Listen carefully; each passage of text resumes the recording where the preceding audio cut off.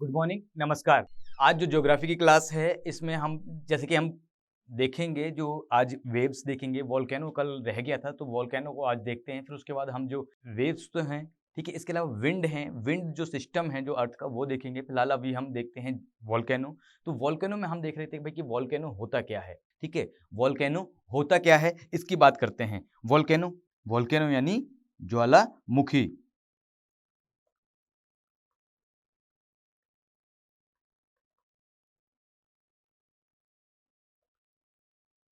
ठीक है। कल हम वोल्केनो की बात कर रहे थे, ज्वालामुखी की बात कर रहे थे। तो ज्वालामुखी की हम बात करते हैं तो ज्वालामुखी होते क्या हैं, इसकी बात करते हैं। तो मैंने आपको बताया था जब हम अर्थक्वेक पढ़ रहे थे तो उसमें जो टेक्टोनिक प्लेट्स का जो मूवमेंट था, ठीक है, टेक्टोनिक प्लेट्स का जो मूवमेंट था उससे ज्वालामुखी हैं वो इरप्ट होते हैं। तो मैंने आपको बताया था एक दुर्बल मंडल होता है, जैसे कि एक अर्थ है, ठीक है। अर्थ में हम देखते हैं कि ऊपर है वो क्रस्ट होता है, क्रस्ट यानी भूप्रपर्टी की बात करते हैं, ठीक है। भूप्रपर्टी, ठीक है, क्रस्ट या फिर भूप्रपर्टी, ठीक है। अब जो क्रस्ट होता है या भूप्रपर्टी होती है तो उसमें क्या होता है कि इसके नीचे आपको बताया था भाई कि क्रस्ट है वो अप्रॉक्स 100 किलोमीटर तक है। इसके नीचे वाला पार्ट है वो क्या कहलाता है, अपर मेंटल, अपर मेंटल यानी कि ऊपरी मेंटल, ठीक है। ऊपरी मेंटल होता है तो ऊपरी मेंटल का जो ऊपर का हिस्सा होता है, ठीक है, 200 किलोमीटर के करीब, ठीक है। तो जो ऊपरी मेंटल का ऊपरी हिस्सा है या मेंटल है उसका ऊपरी हिस्सा है, तो ऊपरी हिस्सा है ये क्या है, दुर्बल मंडल के रूप में है। दुर्बल मंडल, दुर्बल मंडल यानी एस्थेनोस्फेयर, ठीक है, एस्थेनोस्फेयर के रूप में है। अब ये एस्थेनोस्फेयर है, इसमें क्या है, जो चट्टाने हैं वो क्या है, पिघली हुई हैं। पिघली हुई चट्टाने यानी लिक्विड फॉर्म में हैं जो चट्टाने। तो लिक्विड फॉर्म में जो चट्टाने हैं इनके ऊपर क्रस्ट है वो क्या कर रहा है, फ्लोट कर रहा है या तैर रहा है। जो दुर्बल मंडल है जहां पर हम देखते हैं जो चट्टाने हैं, यहां पर देखें चट्टाने,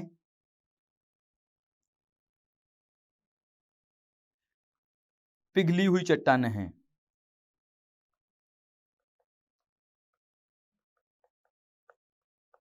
ठीक है, पिघली हुई चट्टाने हैं यहां पर।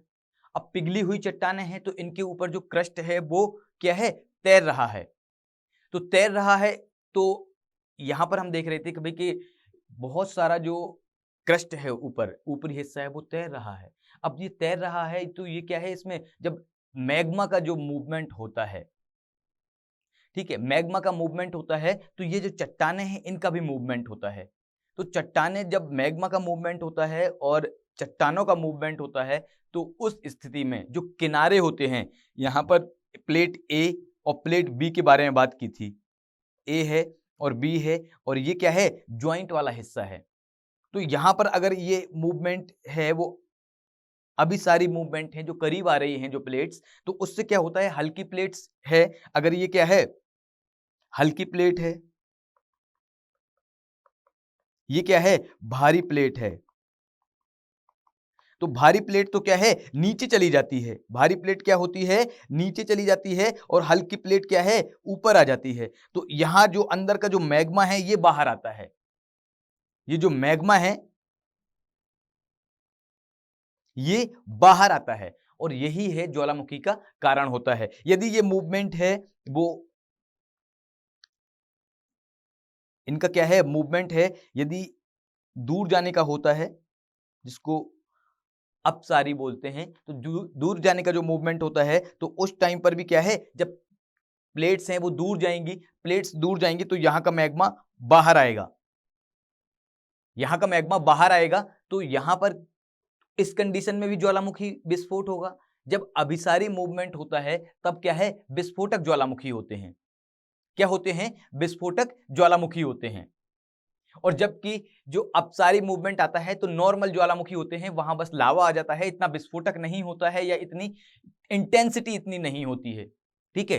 तो इंटेंसिटी है वो इतनी नहीं होती है।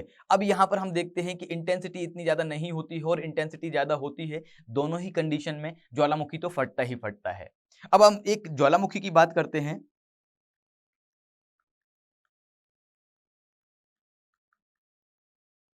ठीक है,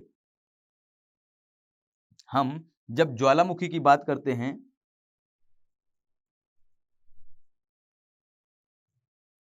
ज्वालामुखी या वोल्केनो की बात करते हैं, ठीक है, ज्वालामुखी हम जब बात करते हैं तो इसमें जब जो इरप्ट होता है, आपने कई इमेजेस देखी होंगी, ठीक है, इमेजेस देखी होंगे, वीडियो देखे होंगे और कई बार न्यूज़पेपर में सुना होगा कि इस देश में ये ज्वालामुखी है वो विस्फोट हो गया और यहाँ से लोगों को विस्थापित किया गया या यहाँ से लोगों को अलग किया गया और सेफ जगह पहुंचाया गया। क्योंकि जब ज्वालामुखी फटता है तो उसका जो मैग्मा है वो बाहर आता है और बाहर फैलने लग जाता है। ठीक है, मैग्मा है, अगर ये ज्वालामुखी कौन है, ठीक है, मैग्मा है वो क्या है, बाहर आता है और वो फैलने लग जाता है। तो मैग्मा जब बाहर आके फैलने लग जाता है तो इसको लावा कहते हैं। क्या बोला जाता है, लावा। अब यहां पर जब ज्वालामुखी विस्फोट होता है तो या उसमें से क्या है, कुछ सॉलिड यानी ठोस बाहर आता है। ठीक है, इसमें से कुछ गैसेस बाहर आती हैं यानी गैस, कुछ लिक्विड बाहर आता है यानी द्रव। अब ठोस बाहर आता है तो उसको बोला जाता है पायरोक्लास्ट।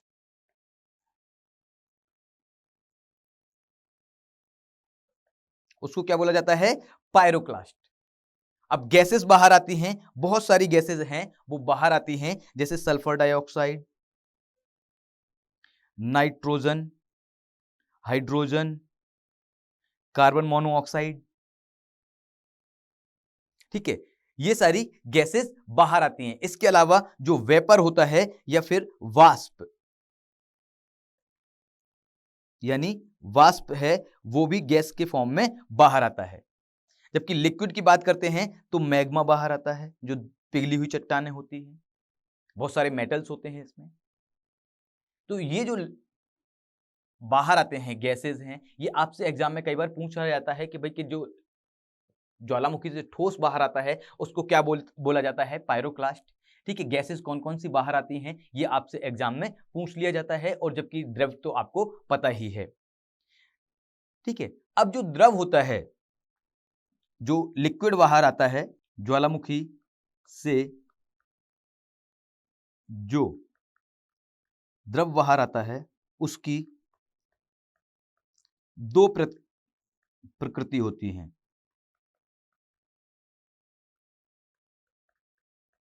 होती हैं। जब ये लावा है बाहर आता है तो इसकी दो प्रकृति होती हैं। एक तो क्या है, एसिडिक लावा,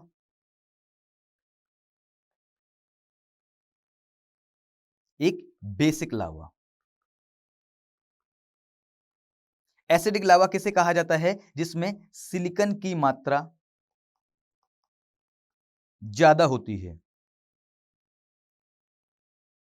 सिलिकॉन की मात्रा क्या है, ज्यादा होती है।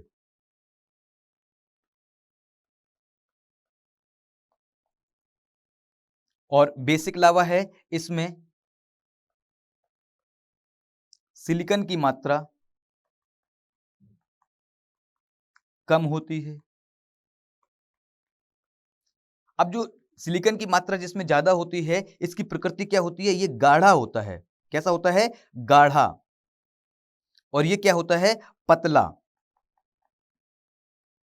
जो सिलिकॉन की मात्रा जिसमें ज्यादा होती है, या एसिडिक लावा होता है, वो कैसा होता है, गाढ़ा होता है। जिसमें सिलिकॉन की मात्रा कम होती है, वो लावा कैसा होता है, पतला। अब एक ज्वालामुखी है, ठीक है, ज्वालामुखी है, यहां से विस्फोट होता है और इसका लावा एसिडिक है, गाढ़ा है। गाढ़ा है तो आपको पता है कि इसका प्रसार है वो कम होगा। वो क्या है, इसका प्रसार दूर तक नहीं होगा। और जबकि बेसिक लावा है तो इसका प्रसार क्या है, दूर तक होगा, क्योंकि ये पतला है। ये क्या है, एसिडिक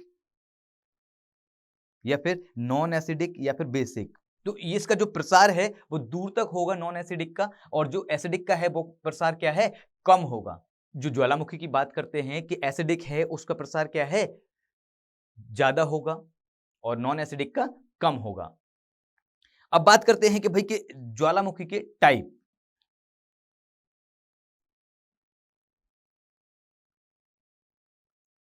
ज्वालामुखी के प्रकार।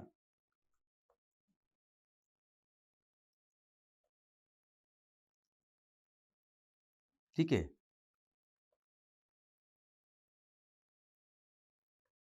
Type of volcano. ठीक है, टाइप ऑफ वोल्केनो या ज्वालामुखी के प्रकार। प्रकार की बात करते हैं तो एक तो होते हैं सक्रिय ज्वालामुखी, या जिनको बोलते हैं एक्टिव वोल्केनो। इसके प्रकार की बात करते हैं, एक तो होते हैं सक्रिय ज्वालामुखी,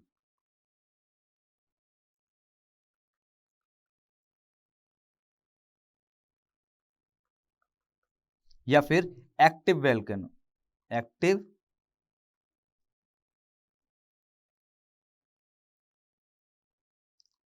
वोल्केनो।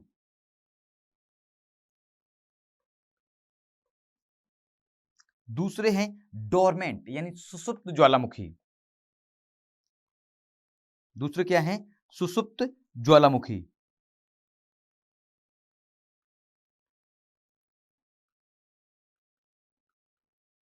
सुसुप्त ज्वालामुखी या फिर डोरमेंट।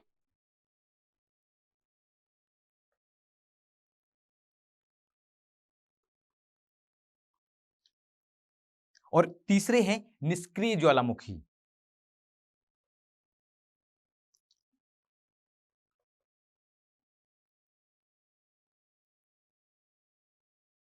यानी एक्सटिंक्ट ज्वालामुखी, यानी एक्सटिंक्ट वोल्केनो। ठीक है, यहां पर हम देखते हैं सक्रिय ज्वालामुखी जो अभी भी कभी भी फट सकते हैं और एक्टिव हैं। सक्रिय की क्या है, जो कभी भी फट सकते हैं और सक्रिय हैं।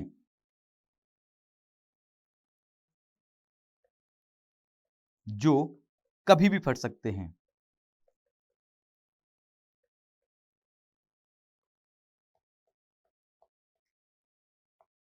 ठीक है, जो कभी भी फट सकते हैं और जो एक्टिव हैं, ये जिनमें जो कंटिन्यू क्या है, विस्फोट होता रहता है।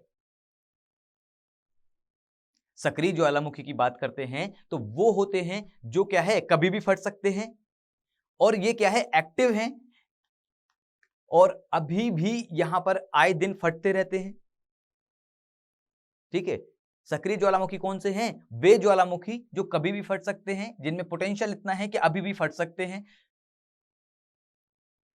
और सुसुप्त ज्वालामुखी है जो पहले कभी फटे थे लेकिन वर्तमान में शांत हैं।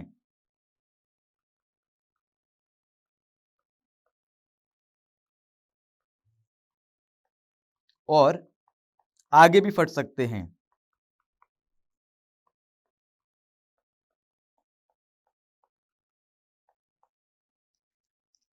थर्ड आता है निष्क्रिय ज्वालामुखी, जो कभी पहले ज्वालामुखी थे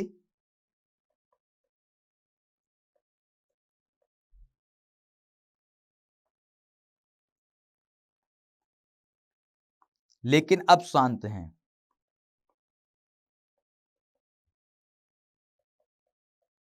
शांत हैं और ये इनकी फटने की संभावना भी नहीं है अब।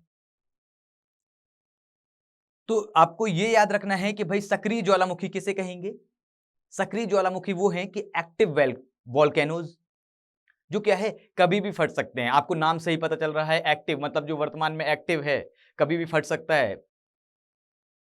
सुसुप्त ज्वालामुखी डोरमेंट, मतलब क्या है, अब पहले फट चुका है, अब सो गया है, ठीक है, अब सो गया है और अब ये क्या है, आगे फट सकता है, इसकी संभावना है फटने की।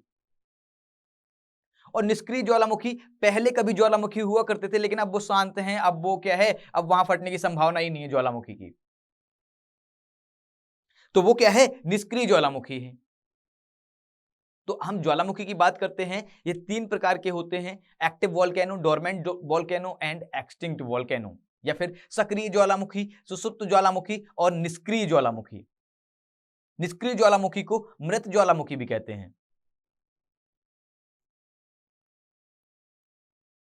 ठीक है, तो यहां पर हम देखते हैं कि ज्वालामुखी हैं वो 3 प्रकार के होते हैं। अब यहां पर आपके जो एग्जाम में क्वेश्चन आता है वो ये आता है कि कौन कौन से सक्रिय ज्वालामुखी हैं, कौन कौन से निष्क्रिय ज्वालामुखी हैं और कौन कौन से डोरमेंट यानी सुसुप्त ज्वालामुखी हैं। तो बात करते हैं सक्रिय ज्वालामुखी की।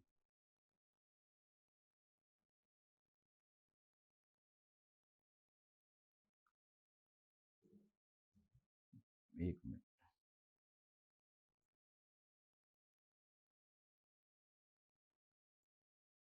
क्या है, सक्रिय ज्वालामुखी की बात करते हैं।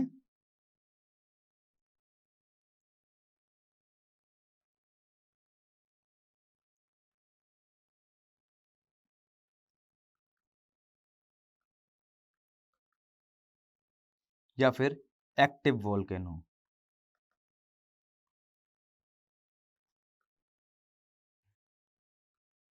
ठीक है, अब एक्टिव वोल्केनो की बात करते हैं तो कौन कौन से हैं। Number 1 Stromboli. कौन सा है, स्ट्रोम्बोली।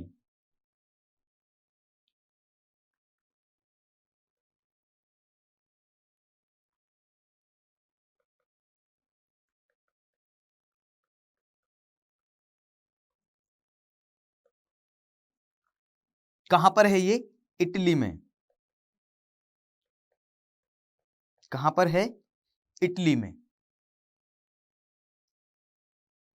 इटली में यहां स्ट्रोम्बोली ज्वालामुखी है, इटली में एक आइलैंड है लिपारी। लिपारी द्वीप पर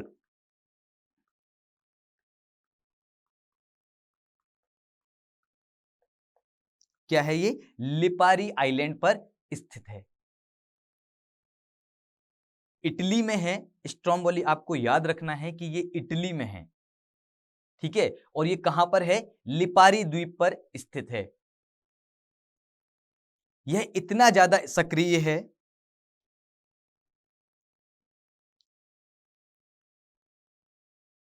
यह इतना ज्यादा सक्रिय या एक्टिव है कि यह दूर से चमकता है।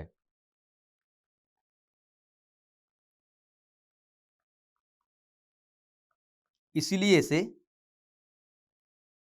इसीलिए इसे भूमध्य सागर का, भूमध्य सागर यानी मेडिटेरियन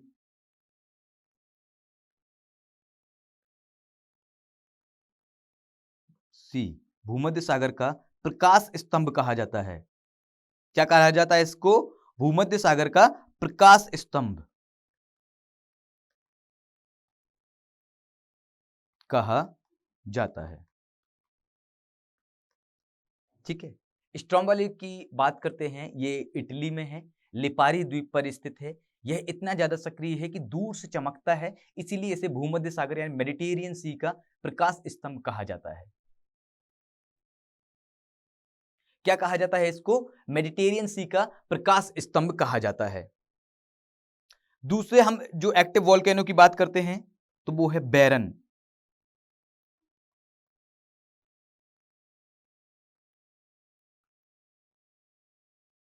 कौन सा, बैरन यानी बैरन ज्वालामुखी।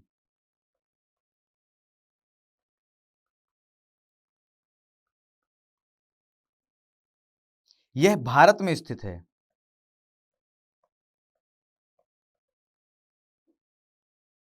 ये क्या है? भारत में स्थित है। भारत में कहां? बंगाल की खाड़ी में।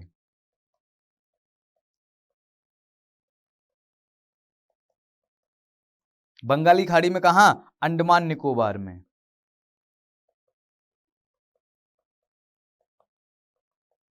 एक आइलैंड है, वहां पर बैरन ज्वालामुखी है, वो है और वो एक्टिव है।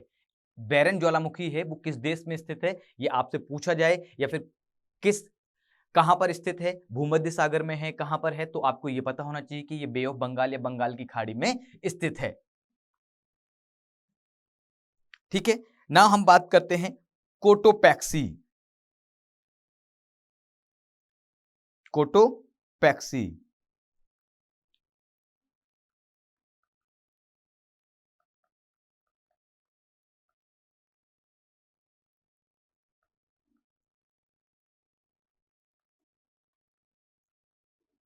कोटोपैक्सी कहां है? इक्वाडोर में। कहां है? इक्वाडोर।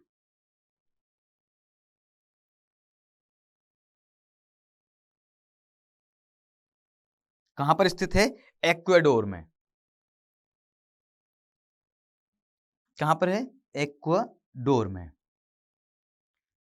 फोर्थ एक्टिव वॉल्केनो की बात करते हैं, वो है माउंट लाओ।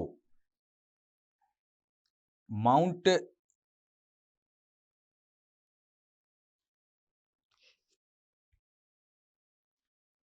एक है जस डेल सलाडो। क्या है ये? जस डेल सलाडो। कहां पर स्थित है ये? अर्जेंटीना में। कहां पर स्थित है ये? अर्जेंटीना में।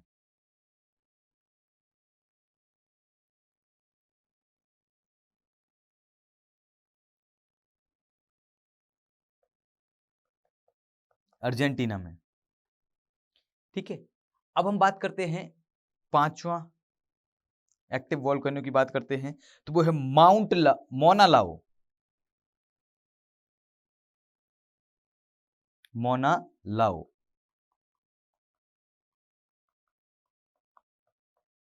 मोना लाओ कहां एक्टिव वॉल्केनो है? वो कहां पर स्थित है? अमेरिका में। अमेरिका में कहां पर?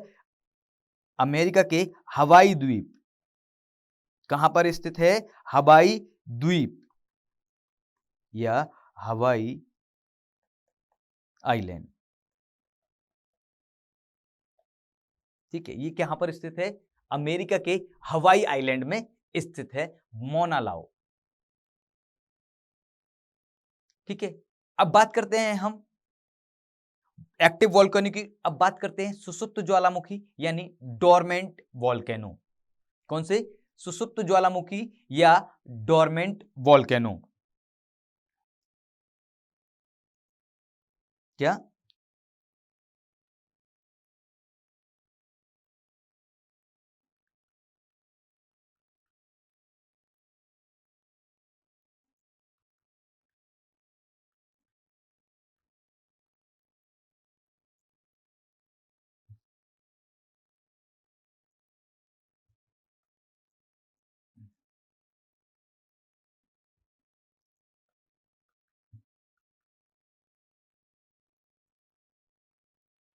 ठीक है, सुसुप्त ज्वालामुखी या फिर डोरमेंट वॉल्केनो। अब ये डोरमेंट वॉल्केनो आपको पता है कि ये है क्या? ये पहले कभी एक्टिव हुआ करते थे। ठीक है, अभी वर्तमान में ये क्या है? सक्रिय नहीं है, लेकिन आगे इनमें विस्फोट होने की संभावना है, तो इसलिए इनको डोरमेंट वॉल्केनो कहा जाता है। डोरमेंट वॉल्केनो की हम बात करते हैं तो इसमें एक है हवाई में ही, नंबर 1 मोना किया। मोना किया।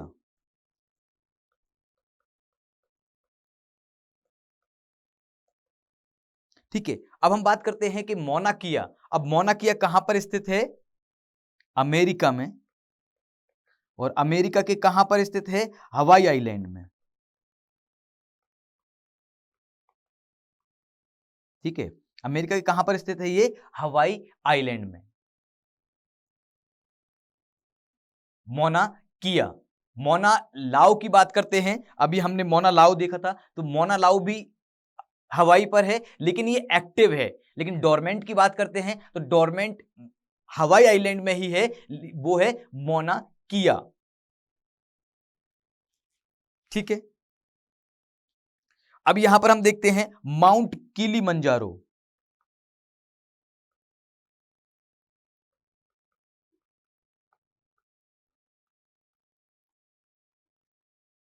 ठीक है, माउंट किलिमंजारो यह कहां पर है? तंजानिया।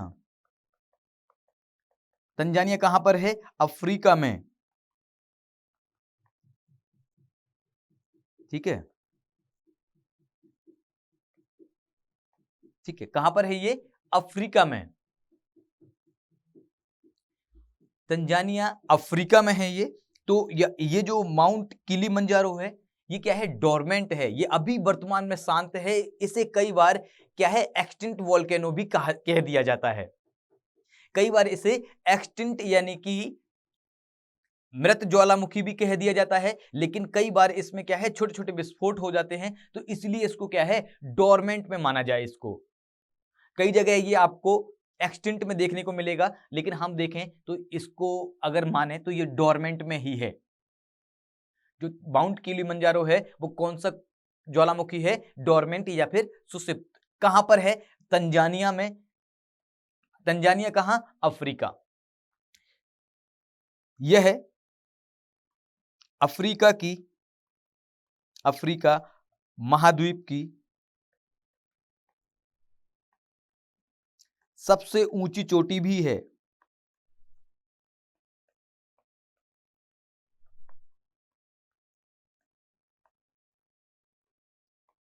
ठीक है, जो माउंट किलिमंजारो है यह क्या है? अफ्रीका महाद्वीप की सबसे ऊंची चोटी भी है। माउंट किलिमंजारो डोरमेंट ज्वालामुखी तो है, इसके अलावा हम देखें सबसे ऊंची चोटी अफ्रीका की कौन सी है? तो वो माउंट किलिमंजारो ही है। कौन सी है? Mount Kilimanjaro.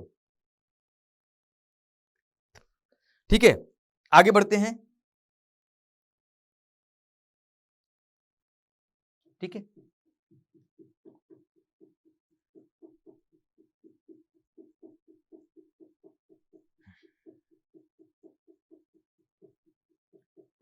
सुषुप्त ज्वालामुखी की बात करते हैं आगे।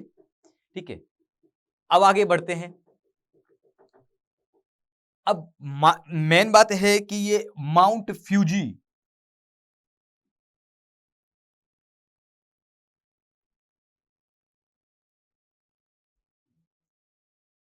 माउंट फ्यूजियामा,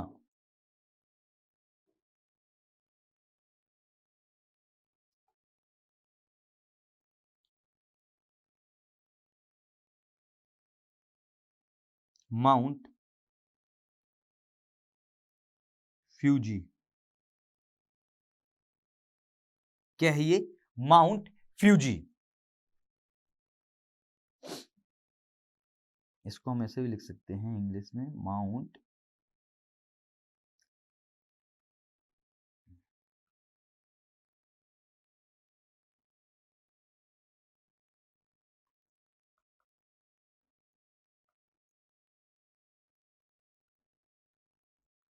क्या है?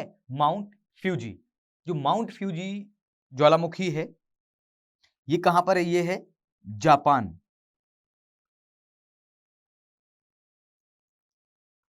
कहां पर स्थित है? जापान में। माउंट जो फ्यूजी ज्वालामुखी है ये कहां पर स्थित है? जापान में। ऐसे ही बात करते हैं फोर्थ, ये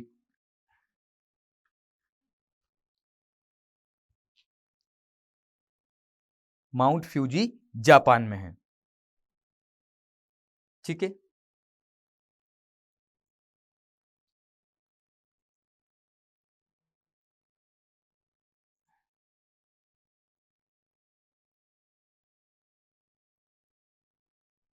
माउंट अरोसट,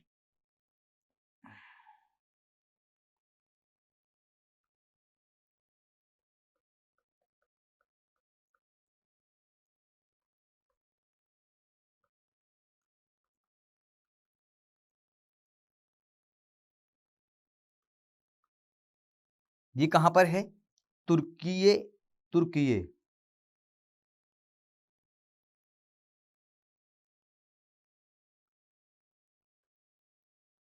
तुर्कीये में।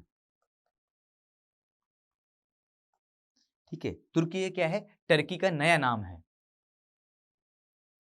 ठीक है, अब हम बात करते हैं एक्सटिंक्ट ज्वालामुखी की,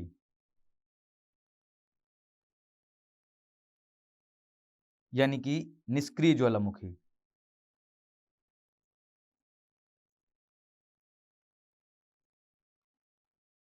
या फिर एक्सटिंक्ट वोल्केनो, निष्क्रिय ज्वालामुखी। तो एक्सटिंक्ट वोल्केनो की बात करते हैं, वो वोल्केनो जो कि अब क्या है, पहले कभी वोल्केनो थे, अब वोल्केनो नहीं है, ना ही उनकी फटने की संभावना है, तो उनको क्या बोले जाएगा? निष्क्रिय ज्वालामुखी या फिर एक्सटिंक्ट वोल्केनो। तो एक्सटिंक्ट वोल्केनो की बात करते हैं तो पहला हमारे दिमाग में आता है माउंट पोपा।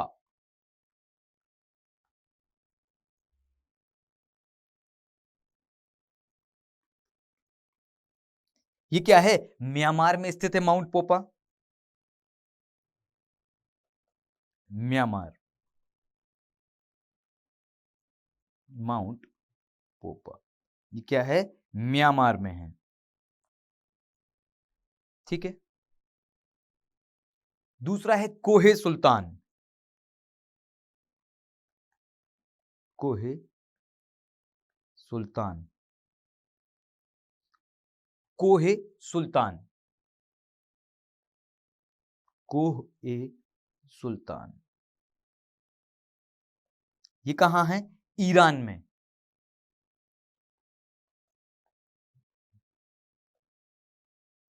कहां पर है ये? ईरान में।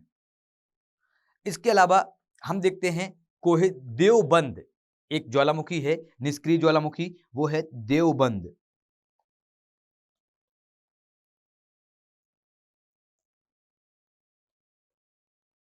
ये भी कहां पर है? ईरान में। और निष्क्रिय ज्वालामुखी की बात करते हैं नारकोंडम,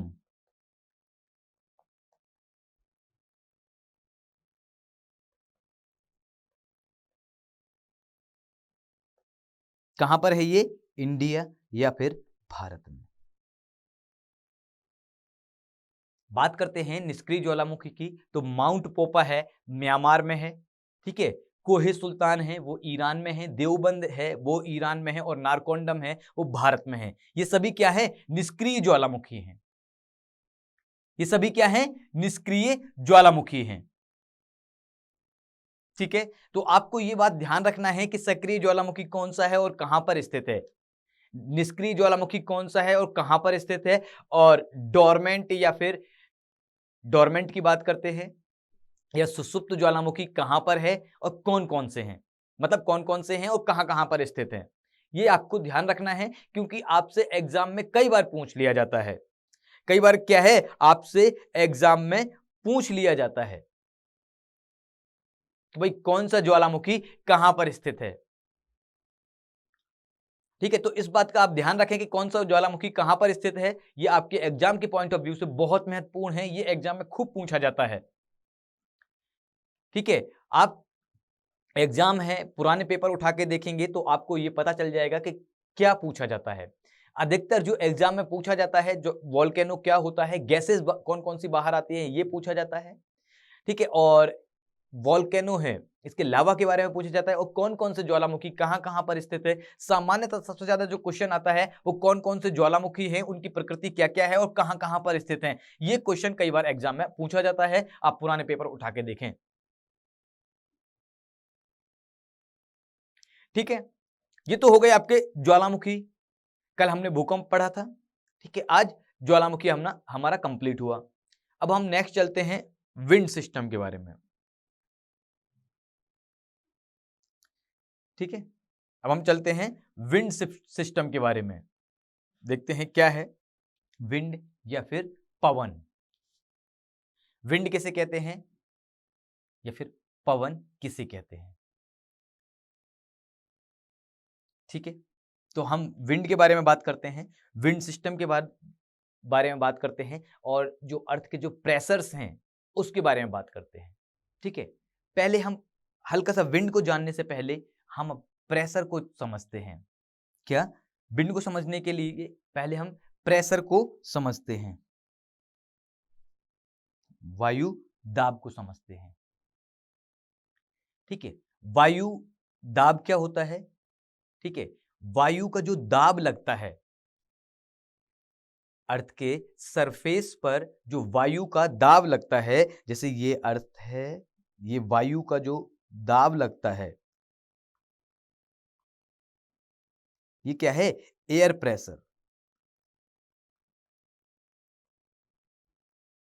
अब ये एयर प्रेशर लगता क्यों है? क्योंकि अर्थ है, उसके अंदर ग्रेविटी है, और ग्रेविटी है वो जो वायुमंडल है वहां के जो कण हैं वो अपनी ओर अट्रैक्ट करती है। जो ग्रेविटी वायुमंडल के कण अपने ओर अट्रैक्ट करती है, तो वायु का दाब है वो अर्थ पर पड़ता है, अर्थ पर पड़ता है। तो वायु दाब की बात करते हैं, ठीक है। वायु क्या है? वायु के द्वारा, वायु यानी एयर के द्वारा पृथ्वी पर, पृथ्वी की सतह पर लगाया गया दाब है। जैसे यहां पर वायु दाब कहते हैं, यहां पर एयर प्रेशर कहते हैं हम, ठीक है। क्या है ये? यहां से विंड स्टार्ट करते हैं, पवन।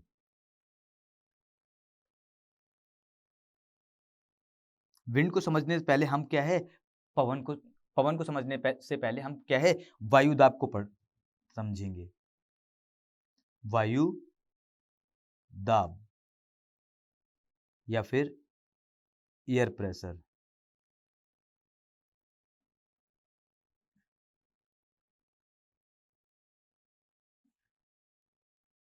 ठीक है। अब मैंने आपको अभी यही बताया कि भाई कि अर्थ है, अर्थ की खुद की ग्रेविटी है। ग्रेविटी क्या है? जो उसका एनवायरमेंट है या वायुमंडल है, वहां के कणों को अपने ओर खींचती है। तो वो क्या है, जब कणों को अपनी ओर खींचती है अर्थ की जो ग्रेविटी है, तो जो कण हैं वो आ जाते हैं, तो इससे क्या है, एक दाब बनता है, तो उसको बोला जाता है वायु दाब।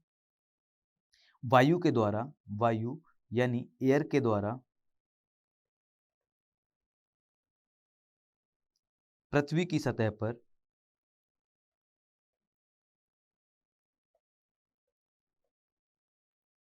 पर लगाया गया दाब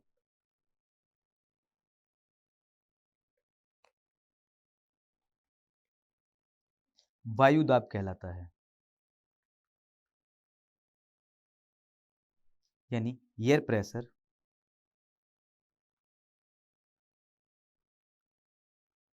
कहलाता है। अब एयर प्रेशर का जो मेजरमेंट है या फिर मापन है, वो किसके द्वारा किया जाता है? बैरोमीटर के द्वारा। वायु दाब का मापन किसके द्वारा किया जाता है? बैरोमीटर के द्वारा। किसके द्वारा? बैरोमीटर के। और एवरेज वायु दाब होता है, average air pressure,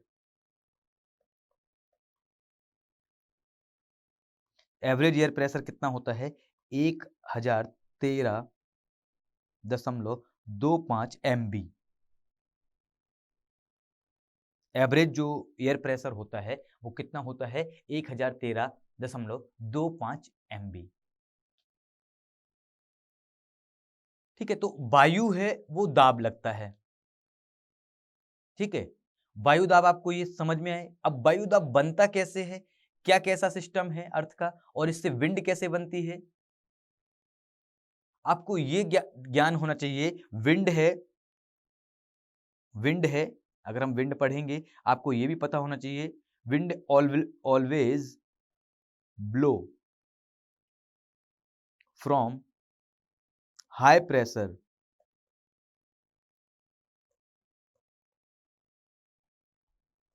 to low pressure. मतलब हवा है वो क्या है, उच्च वायु दाब से निम्न वायु दाब की ओर बहती है। हवा यानी वायु वायु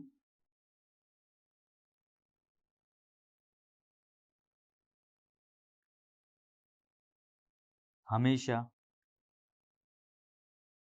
उच्च वायु दाब से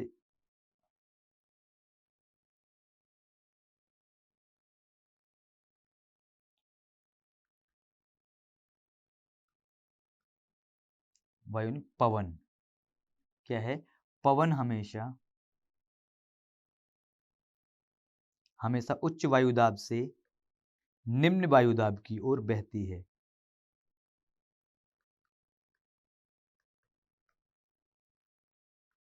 की ओर बहती है। ठीक है, जैसे ये ये एरिया है, यहां पर है हाई प्रेशर, एक ये एरिया है, यहां पर है लो प्रेशर।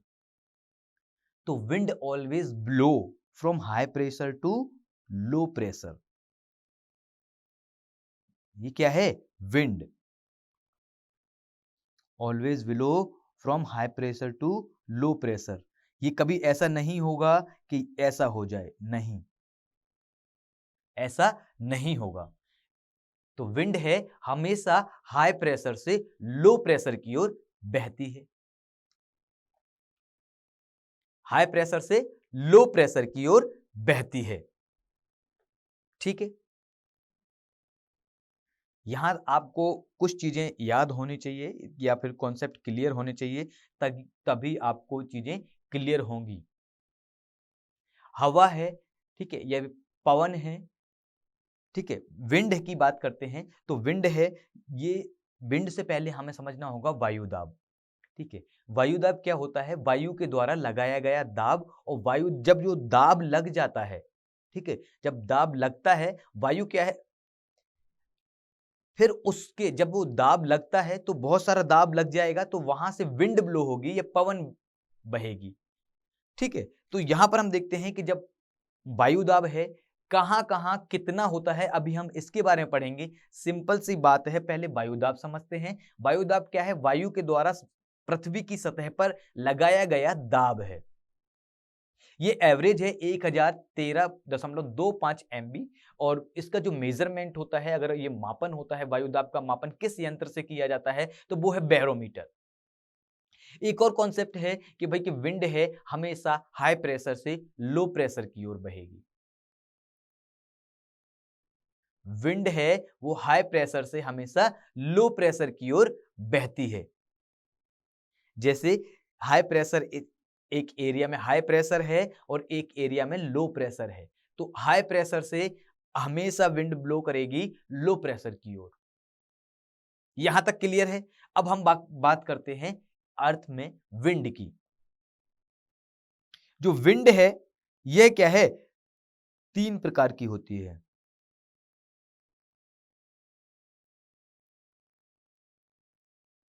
एक होती है स्थायी पवनें,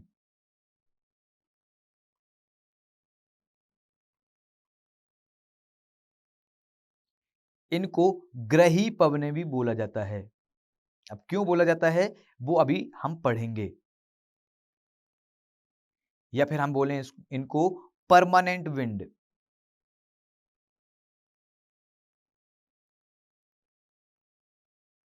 या फिर प्लानेटरी विंड।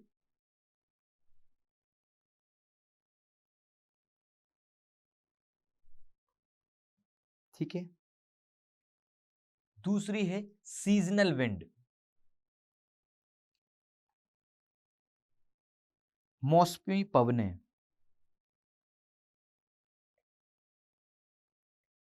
मौसमी पवनें या फिर सीजनल विंड।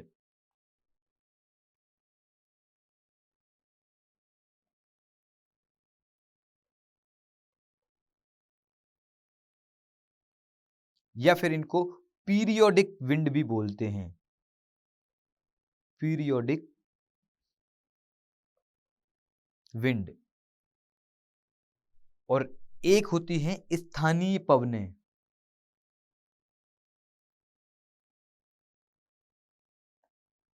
या फिर लोकल विंड।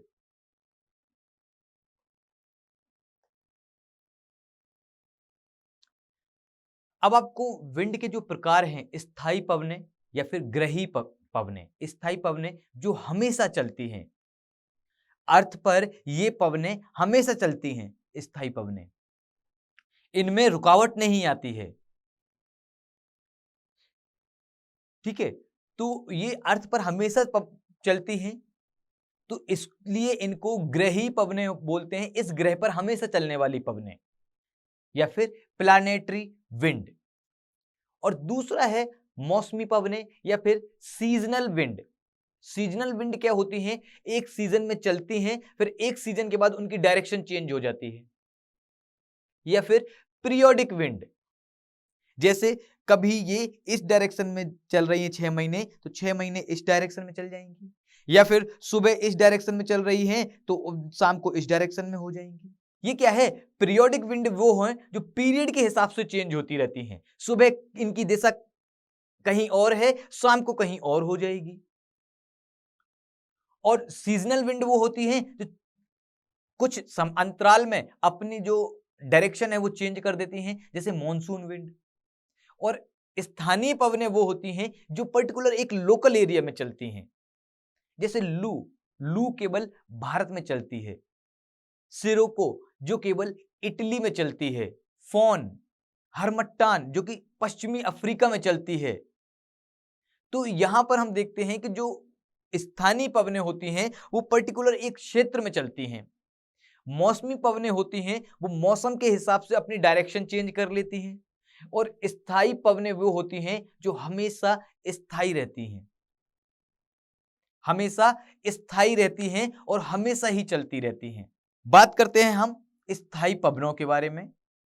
स्थायी पवनें या फिर परमानेंट विंड या फिर प्लानेटरी विंड के बारे में आपको यह याद रहना चाहिए, हाई प्रेशर से लो प्रेशर की ओर विंड ब्लो होती है। जो हवा है वो बहती है हाई प्रेशर से लो प्रेशर की ओर। ठीक है, अब आप देखो, आप एक गुब्बारा आपके हाथ में है, ठीक है, आपने उसको दबाया, दबाया मतलब प्रेशर ही तो डाला है, तो उसका वो भाग बाहर निकला। ठीक है, पहले स्थायी था वो, जैसे ही आपने दबाया तो वो कुछ भाग उसका बाहर की तरफ निकल जाता है। वो बाहर की तरफ निकलने का कारण क्या होता है कि भाई उस क्षेत्र में वायु दाब मतलब दाब कम है, ऊपर ज्यादा है।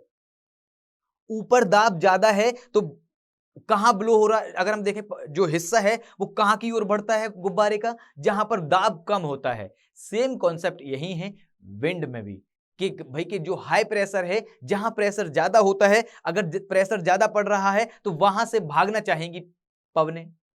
कहां की ओर भागना चाहेंगी? लो प्रेशर की ओर। अगर आपको हाई प्रेशर और लो प्रेशर का कॉन्सेप्ट समझ में आ जाता है तो आपको ये विंड समझ में आएंगी। ठीक है, विंड समझ में आएंगी और इसके अलावा जो साइक्लोन्स हैं वो भी आपको समझ में आएंगे। अगर ये हाई प्रेशर से लो प्रेशर आपको समझ में नहीं आता है तो आप ये याद रखना है आपको, हाई प्रेशर से लो प्रेशर की ओर विंड ब्लो होती हैं। ये आपके अधिकतर कॉन्सेप्ट के लिए, अगर हम जो कि विंड की बात करते हैं या फिर साइक्लोन्स की बात करते हैं या मॉनसून की बात करते हैं, तो ये आपको विंड, अगर आप ये हाई प्रेशर से लो प्रेशर आपको याद है तो आपको ये चीजें बहुत जल्दी समझ में आएंगी, ज्यादा समय नहीं लगेगा और जल्दी समझ में आएंगी। ठीक है, नाउ हम आगे बढ़ते हैं। स्थानीय स्थायी पवनें। हम क्या करते हैं, स्थायी पवनें।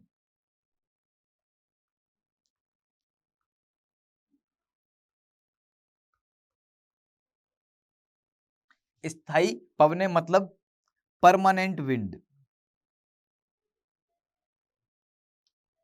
ठीक है, परमानेंट विंड के बारे में देखते हैं। ठीक है, तो परमानेंट विंड है, हम नेक्स्ट चैप्टर में देखेंगे। फिलहाल यही क्लास ओवर करते हैं और धन्यवाद, गुड बाय।